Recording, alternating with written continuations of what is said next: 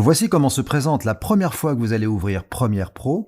Vous avez cette boîte de dialogue qui va vous inviter à créer soit un nouveau projet ou alors ouvrir un projet. Nous allons donc commencer par créer un nouveau projet. Je clique sur Nouveau projet, mais je peux également utiliser le menu Fichier, Nouveau, et nous pouvons faire un nouveau projet. À partir de ce moment-là, Premiere va vous proposer d'enregistrer ce projet quelque part sur le disque dur. Je vais donc commencer à mettre le nom de ce projet, mon premier montage par exemple. Voilà.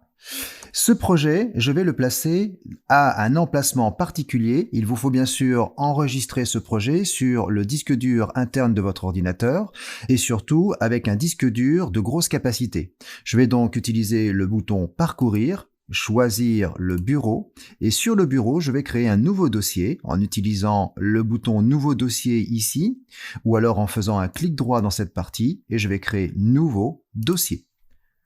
Mon premier montage.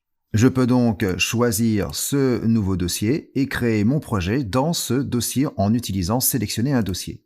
À partir de ce moment-là, Premiere Pro va placer tous les fichiers dont il a besoin dans le dossier que nous venons de créer.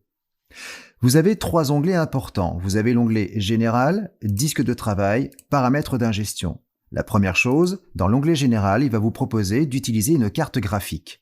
J'ai 2 cartes graphiques dans ma machine. J'ai une carte graphique NVIDIA GeForce RTX et j'ai également une carte graphique qui est associée à la carte mère de mon ordinateur.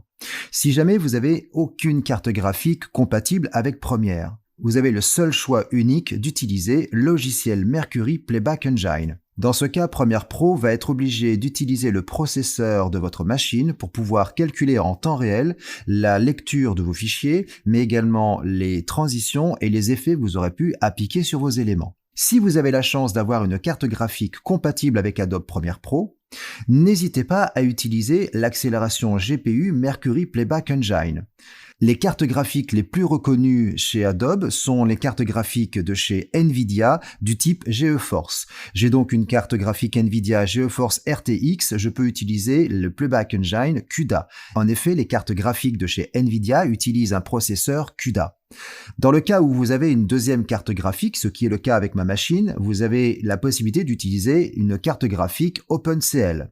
Dans ce cas, ce sera toujours mieux que d'utiliser le processeur de la machine, mais vous n'aurez pas la pleine puissance que peut vous proposer Premiere grâce aux cartes graphiques NVIDIA avec un processeur CUDA.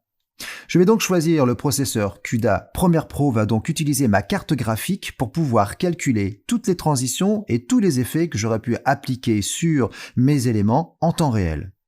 Vous avez la possibilité de faire afficher le format vidéo en code temporel. Je vais donc préférer utiliser le code temporel plutôt que des pieds images 16 mm ou 35 mm ou même image. Le code temporel, ça veut dire que vous allez avoir un timecode du type heure, minute, seconde, image. Restons également sur un code d'affichage en échantillon audio pour les pistes audio. Et si vous avez la possibilité d'acquisitionner des bandes vidéo avec votre ordinateur, préférez utiliser plutôt le format d'acquisition HDV.